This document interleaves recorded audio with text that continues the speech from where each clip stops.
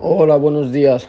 El resultado de este fin de semana ha sido de Palleja 1, Mataró Femenino 3. Un partido donde llegábamos con muchas ganas y con la intención igual que siempre de sumar los 3 puntos. Delante teníamos a un Palleja que lo tenía muy claro, sobre todo defensivamente, muy correctas, muy ordenadas. Hicieron un muy buen partido. Nosotros la primera parte... jugamos otra vez muy bien. Esta semana sí que sin quizá estar tan afortunadas de cara a portería. Y una segunda parte donde Palleja se adelanta en el marcador. Nosotros en el minuto 70 fallamos un penalti, encontrándonos 1-0 por detrás en el marcador.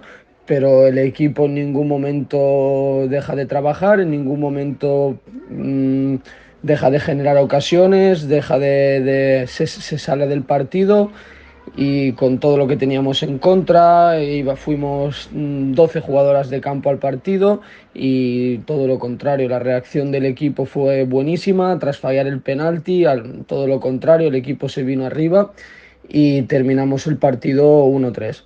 Muy contento por el juego del equipo y sobre todo por la reacción que tuvo después de encajar el gol y después de no poder transformar el penalti. Muy contento. A seguir por el camino y la semana que viene por Queras. Un saludo.